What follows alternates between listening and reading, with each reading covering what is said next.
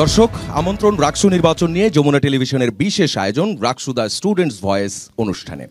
25 September এই নির্বাচনের ভোটাভুটি 23টি পদে লড়ছেন 247 জন প্রার্থী। তাদের মধ্যে জিএস পদে লড়ছেন 13 জন, তাদের মধ্যে 6 জন আজ আমাদের সঙ্গে। এরই মধ্যে বেশ জমজমাট হয়ে উঠেছিল নির্বাচনী প্রচার প্রচারণা। তার মাঝখানেই কোটা ইস্যুতে চলছে আন্দোলন, অর্থাৎ পোষ্য কোটা, শিক্ষক এবং কর্মকর্তা কর্মচারীদের যে পোষ্য কোঠা, সেই পোষ্য কোঠা নিয়ে আন্দোলন এবং দুর্বার আন্দোলনে পরিণত হয় গতকাল, বিশেষ করে গতকাল রাতে। যারা এই নির্বাচনে প্রার্থিতা করছেন তারা প্রত্যেকেই এই আন্দোলনের সঙ্গে সরাসরি জড়িত এবং তারা চান কোনো স্থগিত নয়, কোটা পুরোপুরি বাতিল হতে হবে। এবং এর বিপরীতে একটু এনিয়ে বেনিয়ে অবস্থান শিক্ষক কর্মকর্তা কর্মচারীদের, এবং তারা আজ সারাদিন কর্মবিরতি পালন করছেন। আমাদের সঙ্গে যে 6 জন জিএস প্রার্থী আছেন আমরা তাদের সঙ্গে পরিচয় করিয়ে দিচ্ছি। আমার হাতের ডান দিকে আছেন সালাউদ্দিন আম্মার, আধিপত্য বিরোধী ঐক্য প্যানেল থেকে জিএস প্রার্থী। আমার হাতের বায়ে আছেন Afrin Jahan, Raksu for radical change panel থেকে তিনি নির্বাচন করছেন। ফাহিম রেজা আছেন সম্মিলিত শিক্ষার্থী জোট আমার হাতের ডান দিকে।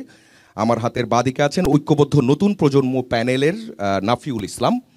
আমার হাতের ডান দিকে আছেন স্বতন্ত্র শিক্ষার্থী জোটের প্রার্থী নুসরাত জাহান নূপুর, এবং ইন্ডিপেন্ডেন্ট স্টুডেন্টস অ্যালায়েন্সের প্রার্থী আছেন আমাদের সঙ্গে আব্দুল মুকিত আমার হাতের বাঁ দিকে। আপনাদের 6 জনকেই স্বাগত। প্রথম প্রশ্নটা একদমই কমন, আপনারা সবাই 2 মিনিট করে সময় পাবেন।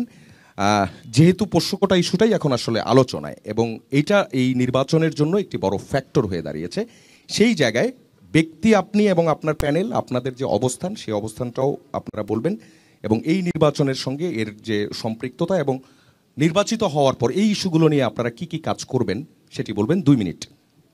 আম্মার। সকলকে ধন্যবাদ জানাচ্ছি।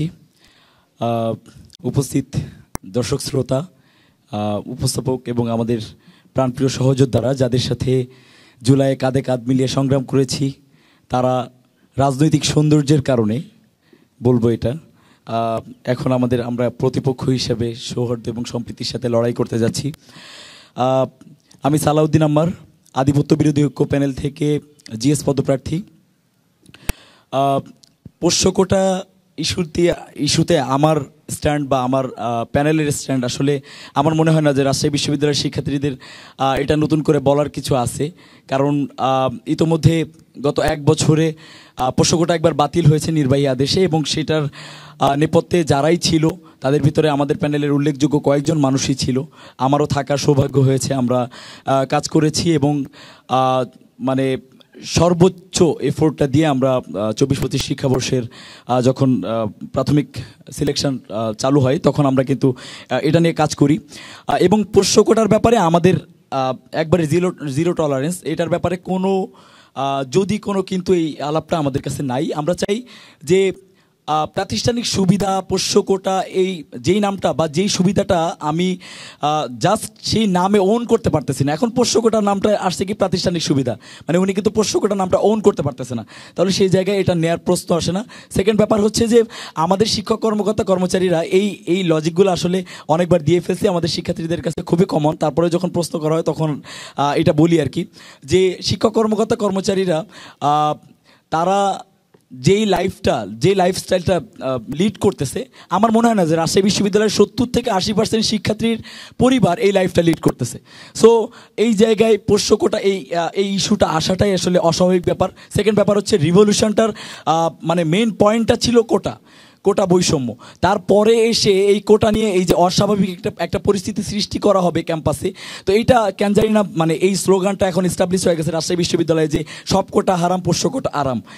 এই নীতিতে এখন আমাদের রাজশাহী বিশ্ববিদ্যালয়ের মাননীয় শিক্ষক মণ্ডলী, কর্মকর্তা কর্মচারী মণ্ডলী এই বিষয়গুলো আসলে এভাবেই দেখতেছে। তো আমাদের স্ট্যান্ড হচ্ছে তখন যেটাই ছিল যে জুলাইয়ের রক্তের উপর দিয়ে কোনো প্রকার অসামঞ্জস্যপূর্ণ অন্যায্য কোনো প্রকার কোটা আমরা এস্টাবলিশ হতে দিব না। এবং আমার বিশ্বাস আমাদের যারা সহযোদ্ধা আছে, আমাদের যারাই জিএস পদপ্রার্থী আছে বা যারাই প্যানেল ভিত্তিক যারাই আছে, সকলের স্ট্যান্ড এটাই যে আমরা কোনো দল মতাদর্শের ঊর্ধ্বে গিয়ে পোষ্যকোটা বা ক্যাম্পাসের কোনো প্রকার অন্যায্য সুবিধার বিপরীতে গিয়ে আমরা সবাই জিরো টলারেন্স এবং সবাই ঐক্যবদ্ধ শক্তি হিসেবে এটাকে প্রতিহত করব।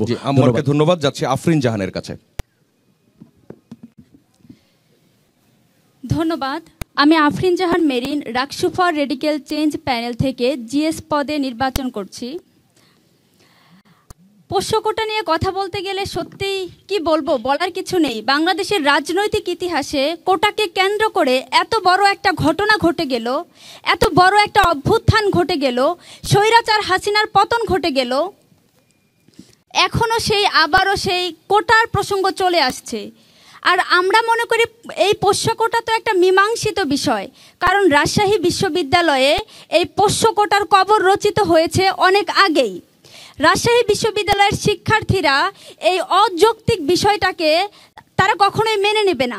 আর ঠিক রাকসুকে কেন্দ্র করে যখনই রাজশাহী বিশ্ববিদ্যালয়ের শিক্ষার্থীদের প্রাণের দাবি রাকসু নির্বাচন অনুষ্ঠিত হতে যাচ্ছে, ঠিক তখনই তার আগেই প্রশাসন এই তালবাহানাটা শুরু করেছে। তারা মূলত এই তালবাহানার মাধ্যমে কি বোঝাতে চায়, তোমরা রাকসু নাও আর পোষ্য কোটা দাও। কিন্তু তারা যে তালবাহানাই করুক না কেন, আমরা যারা শিক্ষার্থীরা আছি তারা তাদের এই তালবাহানা কখনোই আমরা মেনে নেব না। আফরিন জাহানকে ধন্যবাদ। ফাহিম রেজা, সম্মিলিত শিক্ষার্থী জোটের প্রার্থী। ধন্যবাদ, শুভেচ্ছা জানবেন। দেখেন, পোষ্য কোটা যে অযৌক্তিক একটি দাবি, এটা আমাদের শিক্ষক কর্মকর্তা কর্মচারীগণ যারা আছেন তারাও এটা বোঝেন, যার কারণে তারা কিন্তু এই কোটাটাকে আর পোষ্য কোটা নামে ডাকছেন না, তারা এটাকে বলছেন হচ্ছে প্রাতিষ্ঠানিক সুবিধা। তো আমরা কি দেখতে পাচ্ছি যে পুরাতন মদ আর কি নতুন বোতলে ঢেলে শিক্ষার্থীদের খাওয়ানোর চেষ্টা করা হচ্ছে। এবং আমরা যেটা আগেও বলেছি, দেখেন যখন পোষ্য কোটা আন্দোলনটা শুরু হয়, এই পোষ্য কোটার পাশাপাশি আরও একটা কোটা ছিল যেটা এখনও রাজশাহী বিশ্ববিদ্যালয়ে আছে, সেটা হচ্ছে মুক্তিযোদ্ধা কোটা, এবং যেটাকে নিয়ে 24-এর বৈষম্য বিরোধী ছাত্র আন্দোলনের সূচনা ঘটে। তো এটাও কিন্তু এখনও রাজশাহী বিশ্ববিদ্যালয়ে আছে। তো এই জায়গা থেকে আমরা শুরুতেই এই যে রাকসুকে কেন্দ্র করে, এটা কিন্তু একটা মীমাংসিত ইস্যু, জানুয়ারিতে এটা সলভ হয়ে গেছে। তো রাকসুকে কেন্দ্র করে নতুন করে এ মাসে আবার পোষ্য কোটাকে হাজির করা হয়েছে। তো তখনই আমরা আসলে বলছিলাম যে পোষ্য কোটাকে ফিরিয়ে আনা হচ্ছে রাকসুকে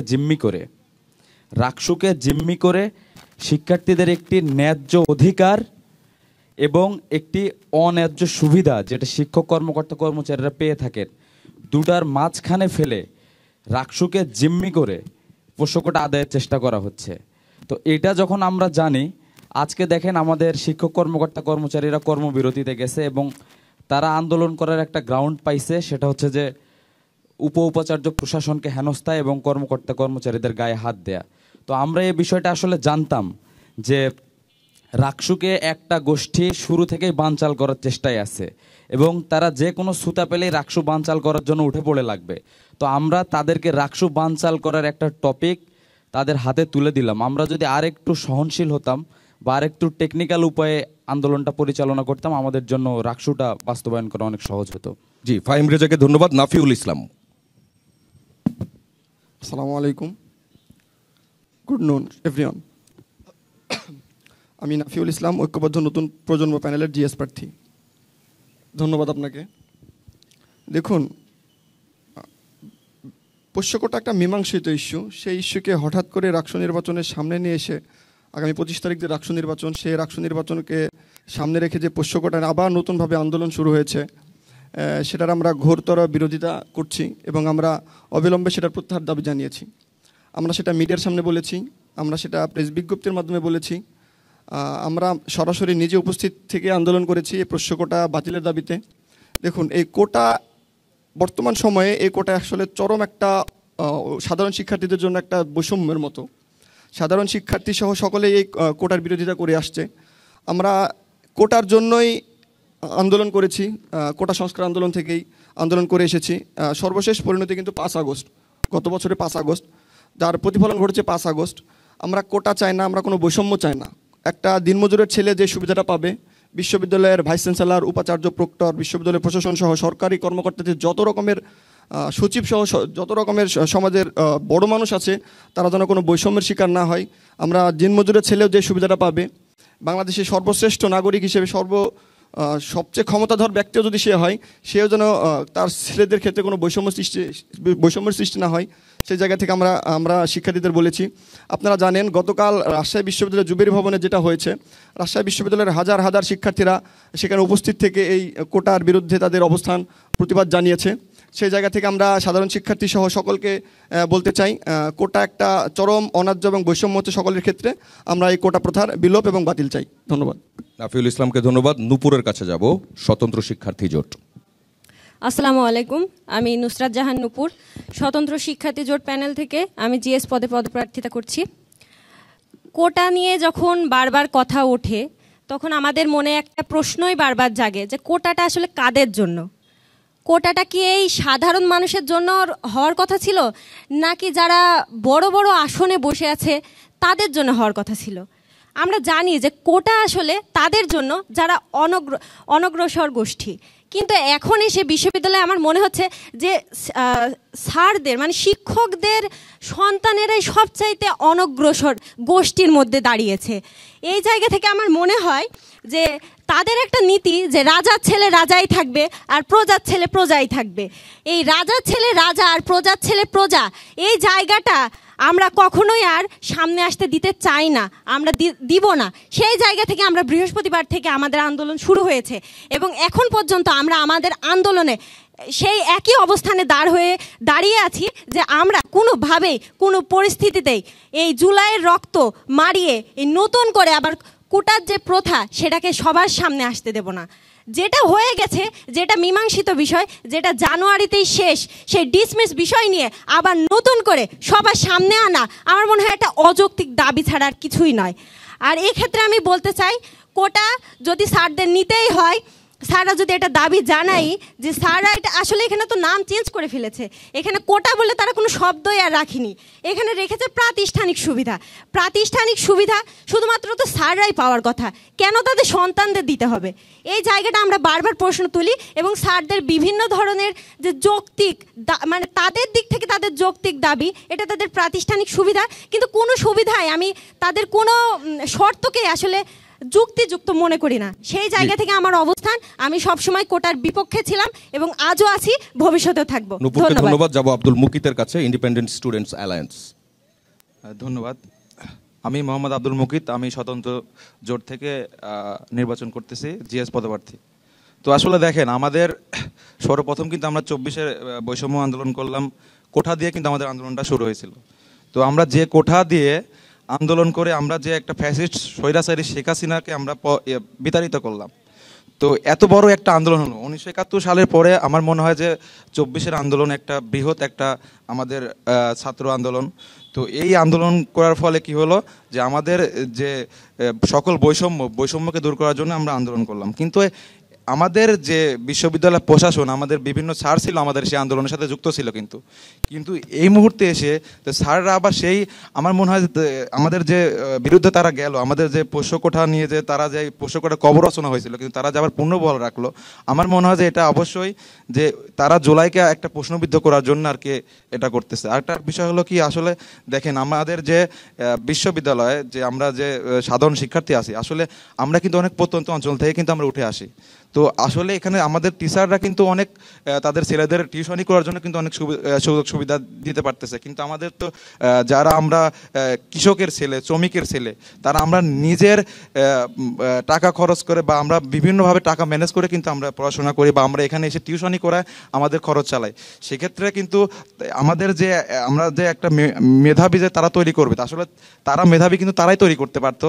তাদের যে টিউশনি ব্যবস্থা রয়েছে বা তারা যে একটা সন্তানকে তারা যে পরিমাণে টিউশনি খরচ করতে পারে, কিন্তু আমরা সাধারণ শিক্ষার্থীরা কিন্তু ওইভাবে করতে পারি না। কিন্তু তারা যে একটা প্রাতিষ্ঠানিক যে এই যে সুবিধা নিচ্ছে, আসলে এটার বিরুদ্ধে আমরা সবসময় ছিলাম, এখনও আছি।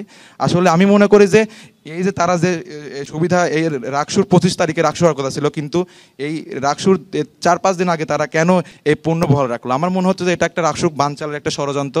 কারণ রাকসু যদি হয়, আমার মনে হয় যে এই যারা শিক্ষক রয়েছেন বা প্রশাসনের দায়িত্ব রয়েছেন, তাদের যে অবৈধ যে তাদের যে নিয়োগ, এই নিয়োগটা হচ্ছে আসলে তারা সেইভাবে করতে পারবে না, সুবিধা করতে পারবে না, এই জন্য তারা রাকসুর বানচালের একটা পায়তারা করছে। জি, আব্দুল মুকিতকে ধন্যবাদ। আমাদের সঙ্গে 6 জনই কথা বলেছেন, যার যার অবস্থান জানিয়েছেন। এখন আমরা শিক্ষার্থীদের প্রশ্নে যেতে চাই। দর্শক, আমাদের সঙ্গে সামনে শিক্ষার্থীরা আছেন যারা রাকসু নির্বাচনের ভোটার।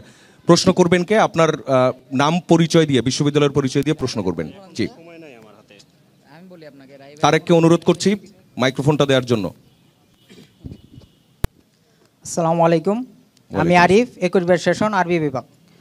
আমার প্রশ্ন হলো ফাহিম রেজা ভাইয়ের কাছে, কালকে পোষ্যকোঠা নিয়ে যে একটা আন্দোলন হয়েছে বা শিক্ষকদেরকে মারধর করা হয়েছে, লাঞ্ছিত করা হয়েছে, এটা কি আপনি কিভাবে দেখছেন? একজন শিক্ষককে এভাবে লাঞ্ছিত করা কি উচিত হয়েছে কিনা আপনার কাছে? খুবই গুরুত্বপূর্ণ একটা প্রশ্ন করেছেন। দেখেন, শুরুতে যে বিষয়টি খেয়াল করতে হবে সেটা হচ্ছে যে পোষ্য কোটাটা একটা অযৌক্তিক কোটা, এটা রাখার কোনো যৌক্তিকতাই নাই, এবং ইনিয়ে বিনিয়ে যে লজিকগুলো দেওয়া হচ্ছে এগুলো আসলে কোনো লজিকের কাতারেই পড়ে না। এবং পোষ্য কোটার যে কনসিকুয়েন্স, এটা যে শুধু ওনার একজন সন্তান এই বিশ্ববিদ্যালয়ে পড়ালেখার সুযোগ পাবেন ব্যাপারটা তা না। পোষ্য কোটাকে হাতিয়ার বানিয়ে রাজশাহী বিশ্ববিদ্যালয়কে একটি পারিবারিক বিশ্ববিদ্যালয়ে রূপান্তর করা হয়েছে। আপনি যদি দেখেন যে প্রত্যেকটা ডিপার্টমেন্টে 50% শিক্ষক পাবেন যারা একে অপরের আত্মীয়। তো পোষ্য কোটা রাজশাহী বিশ্ববিদ্যালয়ের জন্য একটা অভিশাপ। কিন্তু আন্দোলনের কিছু শিষ্টাচার আছে। আমরা 24 এবং 24 পরবর্তী সময়ে অনেক আন্দোলন রাজশাহী বিশ্ববিদ্যালয়ে দেখেছি এবং করেছি। কিন্তু এই যে আন্দোলন এবং দাবি আদায়, এগুলো অবশ্যই একজন বিশ্ববিদ্যালয়ের শিক্ষার্থী হিসেবে আমাদের গঠনমূলক হতে হবে। এবং বিশ্ববিদ্যালয়ের শিক্ষক বলি আর আমার স্কুল কলেজের শিক্ষক বলি, আমাদের আগের যে একটা কালচার ছিল, আমার এখনও মনে আছে, আমি আমার হাই স্কুলের শিক্ষকদের দেখলে সাইকেল থেকে নেমে যেতাম। আমাদের অনেকেরই এই ঘটনা স্মরণ থাকার কথা, দূর থেকে হাত তুলে সালাম দিতাম। তো এখানে এসে যখন আমরা দেখছি যে আমাদের দাবি আদায়ের জন্য শিক্ষক কর্মকর্তা কর্মচারীর গায়ে হাত দেওয়া হচ্ছে, তাদের দাড়ি টেনে ধরা হচ্ছে এবং ধাক্কা দিয়ে আমাদের বিশ্ববিদ্যালয়ের প্রো ভাইস চ্যান্সেলর তাকে সিঁড়িতে ফেলে দেওয়া হচ্ছে, এটা আমার জন্য আসলে খুবই হতাশাজনক এবং লজ্জাজনক। আমরা দেখেন, আমরা আরও আন্দোলন করেছি। এই যে রাকসুর তফসিল আদায়ের জন্য আমরা অনশনে বসেছিলাম, অবস্থান কর্মসূচি নিয়েছিলাম, রাত 9টা পর্যন্ত কোনো শিক্ষক প্রশাসনের আমাদের সাথে যোগাযোগ করে নাই। আমরা কিন্তু অশ্রাব্য ভাষায় গালিগালাজ করিনি। তো 24 পরবর্তী সময় আমরা আসলে আশা করেছিলাম যে আমাদের যে দাবি দেওয়াগুলো থাকবে, আমাদের যে বিপ্লবী প্রশাসন, এই প্রশাসন এমনিতেই মেনে নেবে। কিন্তু আমাদের আশাহত হয়েছে। আমাদের আশাহত হওয়ার কারণে আমরা গণতান্ত্রিক উপায়ে আন্দোলন করব, আমরা দাবি দেওয়া জানাবো, কিন্তু আমাদের দাবি আদায় করতে গিয়ে সম্মানিত শিক্ষকদের গায়ে যে হাত তোলা, এটার জন্য আমি নিজে লজ্জিত। আচ্ছা, আমরা তো ফাহিম রেজার উত্তরটা পেলাম। আমার একটা সম্পূরক প্রশ্ন আছে এই আরিফের সাথে, সেটি হচ্ছে যে সালাউদ্দিন আম্মার, আপনি নিজেও তো আহত হয়েছেন, আসলে ঘটনাটা কি হয়েছিল? শিক্ষকদের উপর হামলা, আবার আপনি নিজেও আহত হয়েছেন, অনশনে ছিল কয়েকজন স্টুডেন্ট, তারা আবার অসুস্থ হয়েছে, আমরা কালকে রাতে দেখলাম। ধন্যবাদ। প্রথমত রাজশাহী বিশ্ববিদ্যালয়ে আমরাও একটা স্টেক হোল্ডার, রাজশাহী বিশ্ববিদ্যালয়ের শিক্ষার্থীরা। সেক্ষেত্রে আমি যখন দেখব যে জুলাইয়ে কাঁধে কাঁধ মিলিয়ে যেই মানুষগুলো আমাদের সাথে আন্দোলন করছে, যারা এই শিক্ষার্থীদের ম্যান্ডেটগুলো নিয়ে এবং শিক্ষার্থীদের মৌলিক দাবিগুলো নিয়ে, দীর্ঘদিনের দাবিগুলো নিয়ে কাজ করার কথা, ফাহিম ভাই যেই কথাটা বলতেছিল যে কাজ করার কথা কিন্তু ওনারা করতেছে না, তারপরেও যখন শিক্ষার্থীরা সেই অযৌক্তিক জিনিসগুলা বিলোপের জন্য শিক্ষার্থীরা অনশনে বসতেছে, 24-25 ঘন্টা হয়ে যাচ্ছে, তারা তাদের সামনে দিয়ে সেই রাজপথের লড়াই করা সেই মানুষগুলোর সামনে দিয়ে তারা যাচ্ছে, পাজেরো গাড়িতে করে চলে যাচ্ছে, হাসতে হাসতে, মুখে একটা হাসির, মুখের ভিতরে কোনো হতাশা নাই। তখন এটা আমাদের জন্য খুবই খুবই কষ্টকর একটা ব্যাপার। আমি রাজশাহী বিশ্ববিদ্যালয়ের শিক্ষার্থী, আমাকে আগে শিক্ষার্থীর আলাপটা বুঝতে হবে। 4 জন শিক্ষার্থী মেডিকেলে ভর্তি হয়ে গেছে, 3 জনের অবস্থা আশঙ্কাজনক, তাদের স্যালাইন চলতেছে না শরীরের ভিতরে। তখন আমরা প্রভিসি স্যারের গাড়িটা আটকে যে স্যার অ্যাকচুয়াল আপনাদের ডিসিশনটা কি, কারণ আমরা তো এইভাবে একজন শিক্ষার্থীকে ধুকে ধুকে মরতে দিতে পারি না, সে আমার সহযোদ্ধা, তার রক্তের দায় তো আমি শিক্ষার্থী হিসেবে আমার তো ডেফিনেটলি দায় আছে। সেই জায়গা থেকে স্যার ওই জায়গায় নামার পরে উনি প্রথমে মানে বাসভবনের ওইখানে যান, কিন্তু প্রবলেম হচ্ছে যে যেই 10টা শর্ত, প্রাতিষ্ঠানিক সুবিধার যেই 10টা শর্ত তৈরি করে দেওয়া হয়েছে না, এই 10টা শর্ত কিন্তু আমাদের প্রভিসি প্রশাসন জনাব মাইনুদ্দিন স্যারই তৈরি করে দিছে। সো আমি ডেফিনেটলি আমাকে এটা জবাব নিতে হবে। স্যার, আপনি যে প্রাতিষ্ঠানিক সুবিধা হিসেবে উল্লেখ করলেন, করে 10টা যে সুবিধা দিলেন, আপনি কোন শিক্ষার্থীর কাছে এটা নিয়ে পরামর্শ করছেন? এবং বিষয়টা এমন না যে প্রভিসি স্যার কিছুই পারবে না, উনিও তো প্রশাসন, উনি প্রশাসনের একজন অংশ। তারপরে যেটা হলো যে উনি ওখানে না যেতে পারে, উনি জুবেরি ভবনে গেল।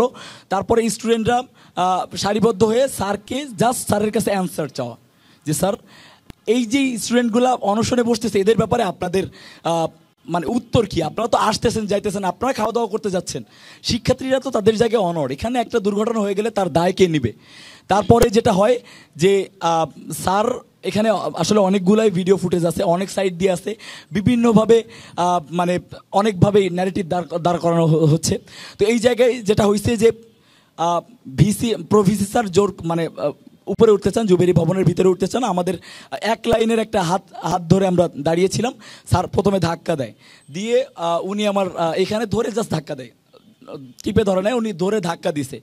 দেওয়ার পরে আমাদের সম্ভবত যে ভাইটা ছিলেন যার সাথে এই সমস্যাগুলো হচ্ছে, একজন ডেপুটি রেজিস্ট্রার সম্ভবত, উনি ডিরেক্টলি আমার গলা চেপে ধরে আমাকে ফালায় দেওয়ার পরে তারপরে যেটা হয় যে আমাদের সাথে যারা ছিল স্বাভাবিকভাবেই যখন আমার উপরে হামলা হচ্ছে তারা স্বাভাবিকভাবে পাল্টা একটা ধাক্কা দেওয়ার পরে আমাদের একজন শিক্ষক, উনি সম্মানিত শিক্ষক, উনি আমাকে টেনে ফেলে দিচ্ছে। তখন যেটা হয় যে ওই রবি ভাই সম্ভবত ওনার পাঞ্জাবিটা আমি ধরে আমি নিজেকে দাঁড় করায় রাখার চেষ্টা করি। এখন ওনার দাড়ি যেহেতু নাভি পর্যন্ত, স্বাভাবিকভাবেই যে ক্যামেরায় অ্যাঙ্গেলে যেটা দেখা যাচ্ছে যে পাঞ্জাবিটা ধরে রাখা হয়েছে, কিন্তু মনে হচ্ছে যে ওনার দাড়িটা ধরে টান দেওয়া হয়েছে। এমন একটা মিসকনসেপশন এই জিনিসটা তৈরি হয়েছে আর কি। ভিডিওটা আশা করছি যে বিতর্ক সৃষ্টির জন্য না, খুব ভালোভাবে নিজেদের নিউট্রাল জায়গা থেকে যারাই দেখবে তারা এই জিনিসটা বুঝবে যে এই ন্যারেটিভটা এটা না। আমি একজন মুসলিম পরিবারের সন্তান, আমার দাড়ি নিয়ে কোনো বিদ্বেষ নাই, আমার নিজের মুখেও দাড়ি আছে। আচ্ছা, আমরা সম্পর্ক প্রশ্নে একটু পরে আসি, আমরা একটা ছোট্ট বিরতি নিব। মোটামুটি গতকালের যে বিষয়টা সেই বিষয়টা সম্পর্কে একটা ব্যাখ্যা আমরা জানতে পারলাম। সম্পর্ক প্রশ্ন নিচ্ছি দর্শক। এর আগের পর্বে ফাহিম রেজা প্রশ্ন করতে চেয়েছেন আম্বারের কাছে। জি ধন্যবাদ। আমি একটা জিনিস মনে করি, সেটা হচ্ছে ন্যারেটিভের দায় দিয়ে সত্যতাকে অস্বীকার করা যাবে না। দেখেন, আমরা ভিডিওটা কিন্তু দেখেছি, সোশ্যাল মিডিয়ায় যত ভিডিও আসছে আমরা প্রত্যেকটা দেখেছি। তো আমার যে কোশ্চেনটা, যে ঘটনাটা কালকে ঘটে গেছে শিক্ষকদের সাথে, এইটার আসলে কনসিকুয়েন্সটা কেমন হবে? কারণ আমরা এর আগে ছাত্রলীগের কাছে দেখেছিলাম যে শিক্ষকদের গায়ে হাত দেওয়ার যে বিষয়টা এবং শিক্ষকদের লাঞ্ছিত করার যে বিষয়টা, এবং এটার কনসিকুয়েন্স কিন্তু খুব একটা ভালো হয়নি। এবং এই যে পরবর্তী শিক্ষা কার্যক্রমে এটার কি ইফেক্ট পড়বে, কারণ এই ব্যাপারটা নর্মালাইজ যদি হয়ে যায় তাহলে ঠুনকো কারণে শিক্ষক এবং শিক্ষার্থীদের হাতাহাতি হবে, এবং বিশ্ববিদ্যালয়ের পরবর্তী শিক্ষা কার্যক্রম এবং শিক্ষক শিক্ষার্থীর যে সম্পর্ক, এটা তলানিতে পড়ে যাবে। সেই সাথে আমরা ভিডিওতে দেখেছি যে এটা আসলে পাঞ্জাবি ধরতে যাওয়া না, দাড়ি ধরে, এটা স্পষ্ট আমার কাছে ফুটেজ আছে, দেখা যাচ্ছে। আপনি কি এটার সঙ্গে দ্বিমত পোষণ করছেন? আমি এটার সাথে দ্বিমত পোষণ করছি এবং জানতে চাচ্ছি যে এটার কনসিকুয়েন্সটা কোন দিকে যেতে পারে এবং পরবর্তী শিক্ষা কার্যক্রমে এটা কি ধরনের আপনার প্রশ্নটা পেয়েছি সালাউদ্দিন আম্বার। উনি দ্বিমত পোষণ করতেই পারেন, তবে আমার কাছে আমার সত্যটাই বড়। এবং আমি এটা উনি যে আমি তো বললামই যে উনি দেখছে, উনি নিউট্রালি কতটুকু চিন্তা করতে পারতেছে, এটা একটা ফ্যাক্ট। তবে এটা খুবই ক্লিয়ার এবং এটা বোঝাই যাচ্ছে, ওনার মুখের এক্সপ্রেশন দেখলে আপনারা বুঝতে পারবেন একজন মানুষের দাড়ি টেনে ধরলে ওনার মুখের এক্সপ্রেশন কেমন হওয়া উচিত আর ওনার মুখের এক্সপ্রেশন কেমন ছিল, এটা ধরলে আপনারা হয়তো বা অনেকটাই ক্লিয়ার হবেন। আর সেকেন্ড ব্যাপার হচ্ছে যে মানে শিক্ষকদের গায়ে হাত দেয়া, শিক্ষকরা যে গায়ে হাত দিল, এটাও কিন্তু এটা আমার মনে হয় যে ইউনিভার্সিটি লেভেলে এই ঘটনাটা মনে হয় নতুন, যে শিক্ষকরা গায়ে হাত দিচ্ছে, শিক্ষকরা গলা চেপে ধরতেছে স্বয়ং প্রভিসি। আমি একটা জিনিস মজা করে আমার সহযোদ্ধাদের বলছিলাম যে এই পোষ্যকটাকে কেন্দ্র করে এখন শুধুমাত্র ভিসির হাতে মায়ের খাওয়া আমার বাকি আছে। কারণ গতবার যখন জানুয়ারিতে যখন পোষ্যকটা নিয়ে মুভমেন্ট করি তখন আমাদের প্রভিসি একাডেমি উনি আমার উপর হামলা করেন। এবার এই জিনিসগুলো আসলে আনতে চাইতেছিলাম না, কারণ আমি চাই না যে মানে ওই জায়গা থেকে শিক্ষক এবং শিক্ষার্থীদের মধ্যে যে সম্মানজনক যে সম্পর্কটা থাকার কথা এবং সবসময় থাকার কথা, ওনার প্রশ্নে যেটা আছে সেটা হচ্ছে এই জায়গাটা কোনোভাবে ব্যাহত হচ্ছে কিনা এবং ভবিষ্যতে এই নজিরটা আবার কেউ ফলো করতে যাবে। এই জায়গাটা দুই সাইড থেকে তো ব্যাহত হবে, দুই সাইড থেকে ব্যাহত হবে। যারা যে ম্যান্ডেট নিয়ে আসছে, ভিডিওতে দেখেছি, আমি 30 সেকেন্ড সময় 10 সেকেন্ড নেব। ভিডিওতে দেখেছি প্রভিসি স্যার যখন সিঁড়ি বেয়ে উপরে উঠছিলেন, একজন আন্দোলনকারী ওনাকে জাপটে ধরার চেষ্টা করছিলেন এবং হচ্ছে উনি এই ধাক্কাতে এক দফায় সিঁড়িতে পড়ে যায় এবং পড়ে গিয়ে উঠে যখন আবার উনি উপরে উঠতে যায় ওনাকে আরেক দফা জাপটে ধরা হয়। তো এই যে ব্যাপারটা আমরা যেটা বলছি যে শিক্ষকদের তরফ থেকে শিক্ষার্থীদের যে আঘাতটা করা হয়েছে, আমরা সালাউদ্দিনের গলায় এখানে আঁচড়টা দেখতে পাচ্ছি। তো ভিডিওতে আমরা দেখে এটা স্পষ্ট হয়েছে যে এটা হচ্ছে আফটার ইফেক্ট। তো আমরা দাবি আদায় করতে গিয়ে শিক্ষকদের গায়ে কেন হাত তুলছি? এটা আমি এই প্রশ্নটা আমরা শেষ করবো এই উত্তরের মধ্য দিয়ে, প্লিজ। প্রথমত এই যে ছেলেটা, আমরা সবসময় শিক্ষক এবং শিক্ষার্থী এই দুই ইয়াতে না দেখে, যেহেতু আফটার রিভলিউশন এইটা একটা প্রশাসন এবং প্রশাসন আমরা হচ্ছে শিক্ষার্থী, এই দিকগুলোও আপনারা বিবেচনা করেন যে এই যে ছেলেটা স্যারকে টেনে ধরলো বা এই যে ছেলেটা স্যারকে জাপটে ধরলো, এই ছেলেটা কিন্তু 30 জুলাইয়ের কারাবরণকারী এবং অত্যন্ত নির্যাতন সহ্য করা একটা ছেলে। সো তার বিশ্ববিদ্যালয়ের প্রশাসনের প্রতি যে আকাঙ্ক্ষাটা আছে, সে আকাঙ্ক্ষাটার মানে 10%ও যখন প্রতিফলিত হয় নাই, তখন তার এই মনোভাবটা আসাটা খুবই স্বাভাবিক। তারপরে আমরা ডেফিনেটলি উনি শিক্ষক এবং শিক্ষার্থীর জায়গাটা বলছি, এটা কখনোই গ্রহণযোগ্য না। আমি আমার জায়গা থেকে শিক্ষার্থী হিসাবে আমি বলবো কখনোই গ্রহণযোগ্য না। কিন্তু আমার আবার আমাকে আবার এই জিনিসটাও ভাবতে হবে, যেই ছেলেটা ওই চেয়ারে বসানোর জন্য, যেই ছেলেটা দিনের পর দিন নির্যাতনের শিকার হয়েছে, সেই ছেলেটার কাছে দায় কিন্তু আমাদের প্রশাসন। এখন আমরা শিক্ষকের থেকে প্রশাসনকে বেশি ডিল করতে চাই। উনি শিক্ষক, কিন্তু উনি রাইট নাও সিচুয়েশনে উনি এখন কিন্তু রাজশাহী বিশ্ববিদ্যালয়ের প্রশাসন। তো ওনার কাছে আমাদের দাবি দেওয়া আছে, ওনাদের কাছে আমাদের ম্যান্ডেট আছে। আপনাদের দুইজনেরই অবস্থানটা আমরা জানলাম। শিক্ষকের গায়ে হাত দিব এবং এটাকে বৈধতা দিব? কখনো বৈধতা দিচ্ছে না। আমার গায়ে হাত দিছে, এটার বৈধতা আপনি দিতে চাচ্ছেন? এটার জন্য আমি একসাথে আন্দোলন করব। হ্যাঁ, ওইটার জন্য শেষ করতে হবে। শিক্ষকের গায়ে হাত দিব না। আম্মার ফাহিম, আমরা শেষ করি, আমরা ভোটারের প্রশ্নে যাই। জি, ধন্যবাদ। আমার নাম হচ্ছে সাকিব জুবায়ের, পড়াশোনা রাজশাহী বিশ্ববিদ্যালয়। আমার সালাউদ্দিন আমার ভাইয়ের কাছে প্রশ্ন হচ্ছে যে আমরা দেখতে পাচ্ছি যে উনি হচ্ছে যে জিএস পদপ্রার্থী, তো তিনি হচ্ছেন সকল সম্পাদকের সম্পাদক যেহেতু, তো ইতিপূর্বে আমরা দেখতে পাচ্ছি যে তার প্যানেল থেকে অনেকে হচ্ছে যে পদত্যাগ করতেছে আর কি। তো যে জায়গাতে তিনি তার নিজের প্যানেলকে স্থির রাখতে পারতেছেন না, পরবর্তীতে তিনি সুষ্ঠু কার্যক্রম কিভাবে সম্ভব করবেন যে রাজশাহী ইউনিভার্সিটিতে বিভাজন তৈরিতে তার মানে পদক্ষেপটা কি? আপনার প্রশ্নটা পেয়েছি আমরা সাকিবের প্রশ্নে। প্রথমত আমরা সবাই স্বতন্ত্রভাবে মনোনয়নপত্র নেই। একটা জিনিস সবসময় মনে রাখবেন, ছাত্র শিবিরের প্যানেল থেকে কেউ যদি বের হয়ে যায়, এটা খুবই অস্বাভাবিক ব্যাপার। ছাত্র দলের প্যানেল থেকে কেউ বের হয়ে গেলে এটা অস্বাভাবিক ব্যাপার, কারণ ওনাদের একটা অর্গানাইজেশন, ওনাদের প্রমিনেন্ট একটা অর্গানাইজেশন। সো ওনাদের একটা ফুল টিম আছে, ফুল সেট আপ আছে। আমাদের যেটা যে আমরাই সব মানে আমরাই প্যানেল তৈরি করতেছি, আমরাই ইশতেহার রেডি করতেছি, আমরাই পরের দিন কি মুভ করবো এটা রেডি করতেছি। সো যখন দুইটা প্যানেল, এটা দুইটা অঘোষিত প্যানেল ছিল, আমি ফাহিম ভাইয়ের কাছে মাপ চেয়ে নিচ্ছি, দুইটা অঘোষিত প্যানেল ছিল। প্রথমটার আমরা যেটা জানতে পেরেছিলাম যে মেহেদী সজীব, ফাহিম রেজা এবং আকিল বিন তালেব একটা প্যানেল হবে, আর দ্বিতীয় ব্যাপার ছিল আমার একটা আলাদা প্যানেল ছিল। পরবর্তীতে যখন ফাহিম ভাই আমাদের ছাত্র শিবিরের সম্মিলিত শিক্ষার্থী ঐক্য জোটের প্যানেলে ফাহিম ভাই চলে যায়, তখন আমরা চিন্তা করি যে দুইটা প্যানেল হোয়াই নট, আমরা দুইটা প্যানেল মার্জ করে একটা ঐক্যবদ্ধ একটা প্যানেল করতে পারি। তারপরে যেই সমস্যাটা হয়েছে যে কেউ কনফিডেন্সের অভাব, এটা আমরা বলবো যে অনেকে রিজার্ভ ভোট ব্যাংকের কাছে তাদের কনফিডেন্সকে বিকিয়ে দিতে চাচ্ছে, কেউ আবার পেশাদারিত্বের জায়গা থেকে তাকে বের হয়ে যেতে হয়েছে। এখন পর্যন্ত যে 3 জন বের হয়ে গিয়েছে, আমাদের ফাহির আমিন ভাই, তারপরে আছে শামীম, এম শামীম আমার বন্ধু। তো তাকে আমরা নিজেরা থেকেই আমরা তার ব্যাপারে আমরা করেছি, এই ব্যাপারে সিদ্ধান্ত নিয়েছি যে সে যেহেতু আমার দেশের মতো একটা প্রমিনেন্ট পত্রিকার স্টাফ রিপোর্টার, তো তার ব্যক্তি জীবনে সমস্যা হতে পারে, আমার মনে হয়েছে যাতে তার স্বতন্ত্রভাবে করা উচিত। আর এজিএস আকিল বিন তালেব ভাই, তার সিদ্ধান্তটা আসলে আমি আমার জায়গা থেকে হয়তো বা ধরে নিব যে ওনার কনফিডেন্সের অভাব, কারণ আমাদের সাথে আগে পিছে তার কথাই হয় নাই এই ব্যাপারে, এবং তিনি পোস্ট দেওয়ার পরে আমরা জানতে পারি যে, এবং পুরো প্রচারণায় আপনারাই যারা মাঠে আসছেন আপনারাই দেখতে পাবেন যে আকিল বিন তালেব ভাইয়ের ব্যক্তিগতভাবে কোনো প্রচারণা নাই, কোনো লিফলেট নাই। বিষয়টা এমন না, এইখানের যদি ব্যালট নাম্বার সবার এক হইতো আমরা বলতে পারতাম যে ঐক্যবদ্ধভাবে কাজ কেন করছি না। এখন এখানে ব্যাপার হচ্ছে কি, আমার ব্যালট নাম্বার তো আমাকে মুখস্থ করাইতে হবে সবার কাছে। সো প্যানেল হচ্ছে জাস্ট কিছু কিছু জায়গায় কাজে দিচ্ছে, আদারওয়াইজ কিন্তু ম্যাক্সিমাম জায়গায় আমার নিজের ব্যালট নিয়ে নিজের ছোটা লাগতেছে, প্যানেল ফ্যাক্ট করতেছে না। সো এই জায়গায় যারা নির্বাচিত হবে তাদের উপরে মানে প্রেসিডেন্ট আছে, তারপরে হচ্ছে সহসভাপতি আছে, তারপরে তো আমরা, তাই তো?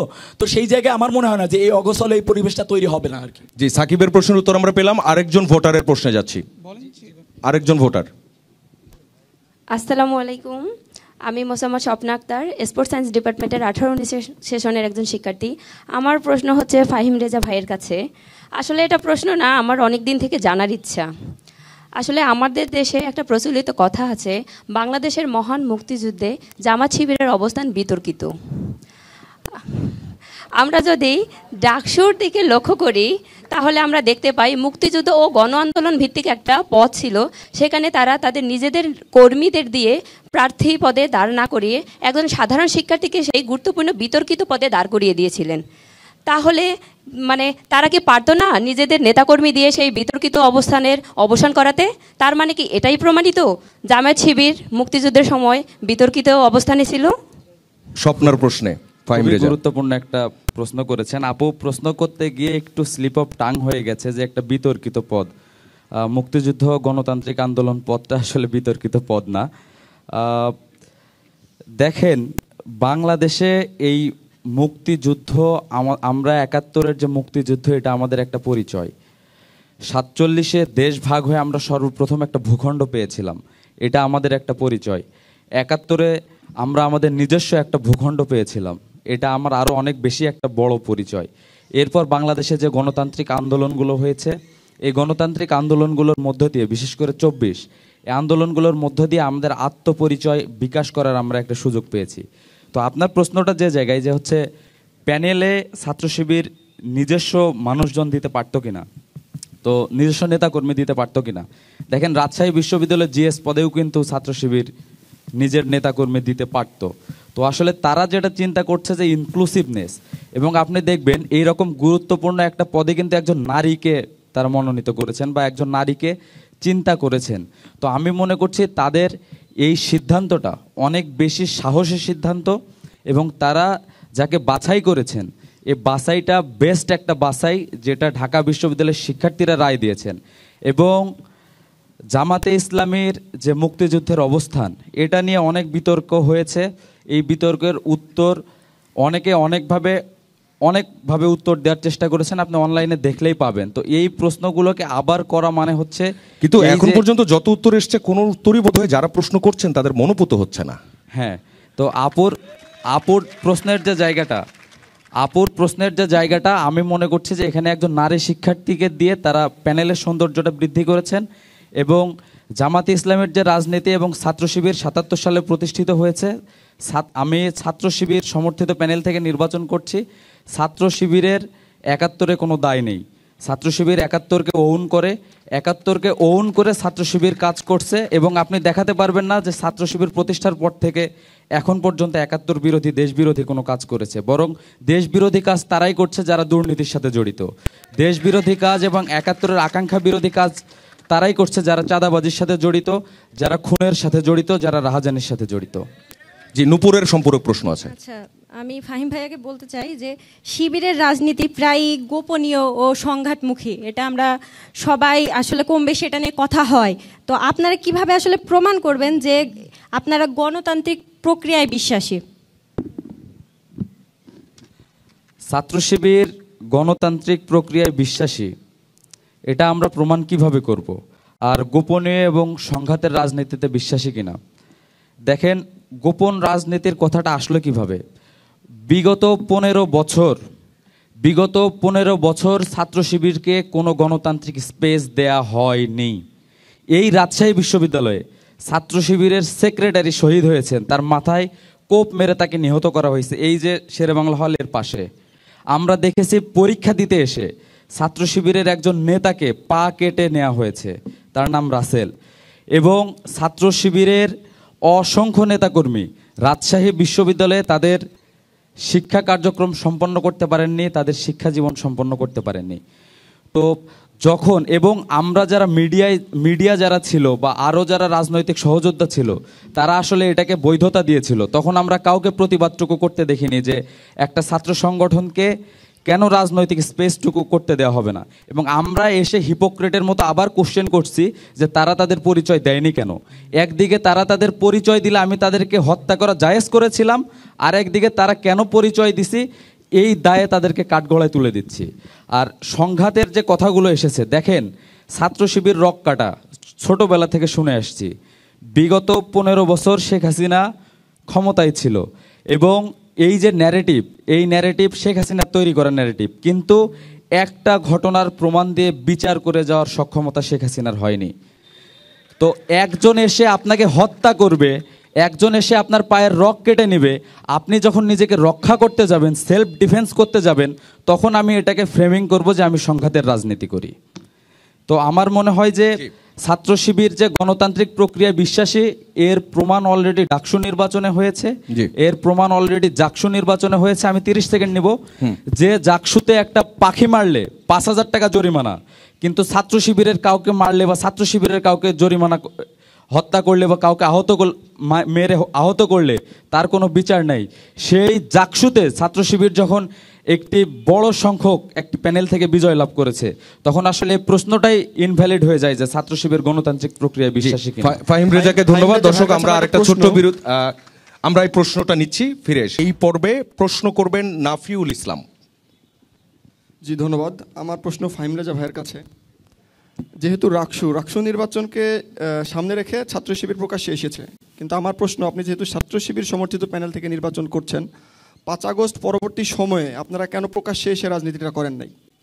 ভাই, খুবই গুরুত্বপূর্ণ একটা কোশ্চেন করছেন, আমি এটার জন্য খুবই প্রস্তুত ছিলাম। দেখেন, রাকসু নির্বাচনকে কেন্দ্র করে ছাত্র শিবির প্রকাশ্যে এসেছে, কথাটা একদমই ভুল। দ্বিতীয়ত, আপনার প্রশ্নের মধ্যে আরেকটা ভুল আছে, সেটা হচ্ছে আপনি কোশ্চেনটাকে এমনভাবে ফ্রেমিং করেছেন যে ছাত্র শিবিরের বিশাল বড় একজন নেতা আমি তাদের সাথে জোট করছি। এই দায়বদ্ধতা থেকে এই কোশ্চেনটার উত্তর আমি দিতে চাই। এবং কি নিশ্চয়তা দিচ্ছেন যে আপনি ছাত্র শিবির করেন না? তাদের সাথে সাংগঠনিকভাবে ফাহিম রেজার কোনো সম্পর্ক নাই, আমি তাদেরকে পছন্দ করি। আচ্ছা, তো ছাত্র শিবির আসলে গুপ্ত। কিভাবে ছাত্র শিবির গুপ্ত এটা বলি। ছাত্র শিবির গুপ্ত। আমার প্রশ্ন 5 আগস্ট পরবর্তী সময়, 5 আগস্ট 5 আগস্ট পরবর্তী সময়ে 5 আগস্ট পরবর্তী সময়ে ছাত্র শিবির গুপ্ত। কিভাবে? ছাত্র শিবির প্রত্যেকটা হলে তাদের সাধ্য অনুযায়ী ইফতারির আয়োজন করছে, প্রত্যেকটা হলের নেতাকর্মীরা, তারা গুপ্ত থেকে করছে। এর পরবর্তীতে ছাত্র শিবির প্রথম বর্ষের শিক্ষার্থীদের জন্য নবীন বরণ ও ক্যারিয়ার গাইডলাইন করছে এবং প্রত্যেক ডিপার্টমেন্টের যারা ছাত্র শিবির করে তারা দাওয়াতি কাজ করে তাদের জুনিয়রদের অ্যাকোমোডেট করছে। তো যারা দাওয়াতি কাজ করছে তারাও কিন্তু গুপ্ত, প্রকাশ্যে আসে নাই। এরপরে হচ্ছে ছাত্র শিবির প্রত্যেকটা হলের রুমে রুমে গিয়ে তাদের যে নববর্ষ সামগ্রী উপহার এটা বিতরণ করছে, উপহার দিয়েছে। আমার প্রশ্নটা আমি আসছি, আমি আপনারা কেন 5 আগস্ট পরবর্তী সময়ে গুপ্ত রাজনীতি করেছেন? আমি আসছি তো, এই উত্তরটাই শুধু আমি জানতে চাই। আমি তো আসছি একটু সময়। হ্যাঁ, এরপরে হচ্ছে প্রত্যেকটা রুমে রুমে ছাত্র শিবিরের নেতাকর্মীরা, ইনক্লুডিং আমার রুমেও ছাত্র শিবিরের নেতাকর্মীরা এসে হচ্ছে এই যে দেয়ালের যে ক্যালেন্ডার এবং ডেস্ক ক্যালেন্ডার উপহার দিয়ে গেছে আমাকেও। তো তারা যখন আসছিল তারা আসলে গুপ্তভাবে আসছিল। এই জন্য আমি উত্তরটা এইভাবে দিলাম যে আপনার কোশ্চেনটাই রং। তারা 5 আগস্টের পরে গুপ্ত থাকেনি। তো 5 আগস্টের পর আমরা প্রত্যেককে চিনেছি। নাফিউলকে একটু বলতে দিই। আমি 5 আগস্ট পরবর্তী সময়ে জেনেছি রাজশাহী বিশ্ববিদ্যালয় শিবিরের সভাপতি, সাধারণ সম্পাদককে, এবং তারও বেশ কিছুদিন পরে, বলতে গেলে রাকসু নির্বাচনের কিছুদিন পূর্বে ছাত্র শিবিরের যে প্যানেল আছে, ছাত্র শিবিরের যে নেতাকর্মী সম্পাদক আছে, তাদের সম্পর্কে জেনেছি। এই যে গ্যাপ দীর্ঘ প্রায় 1 বছরের কাছাকাছি, এই সময়টা আমরা কেন জানতে পারলাম না? সাধারণ শিক্ষার্থীরা কেন জানতে পারলো না? এই প্রশ্নটা আমার। এই দায়টা সম্পূর্ণ আপনার, কারণ মতিহার থানার পুলিশ জানতো আব্দুর রহিম ছাত্র শিবিরের দায় যদি আমার হয় তাহলে তো সেটা আপনার জন্য। ভাই, আমাকে কোশ্চেন উত্তর দিতে হবে।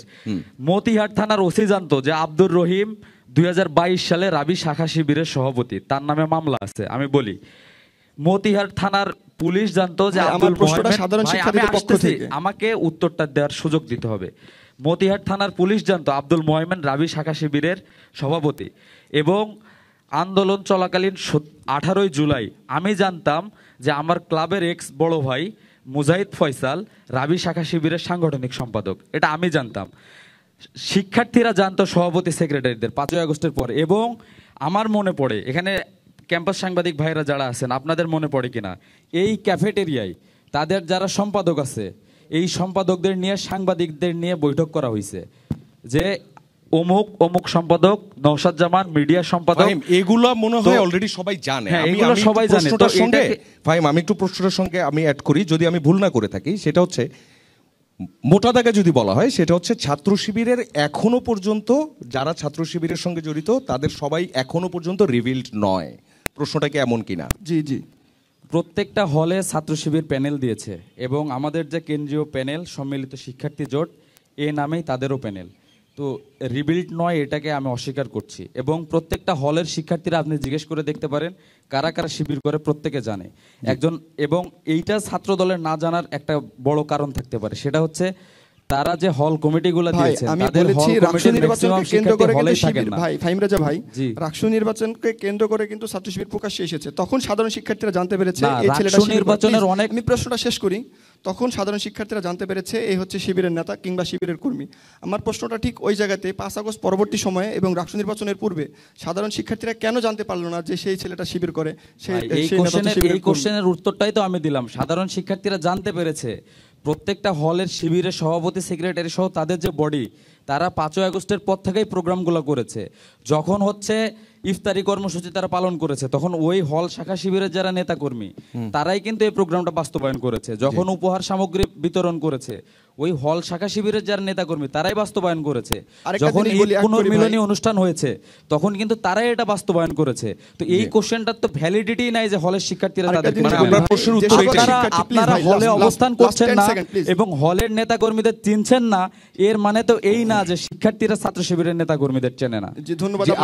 আপনার এই প্রশ্নের উত্তর ঘুরে ফিরে এটাই উত্তর। আপনি যেহেতু বললেন যে ওরা হলে হলে ইফতার মাহফিল করেছে, কিন্তু যে সকল শিক্ষার্থীরা ছাত্র শিবিরের পদধারী নেতারা হলে হলে ইফতার মাহফিলের আয়োজন করেছে, তারাই কিন্তু হলে ছাত্র রাজনীতি নিষিদ্ধ বন্ধের আন্দোলন করতে দেখেছি আমরা। এটা আপনি দেখাতে পারবেন না? ছাত্র শিবিরের অবশ্যই দেখেছি, আজও ছাত্র শিবিরের অবস্থান লেজুর বৃত্তিক।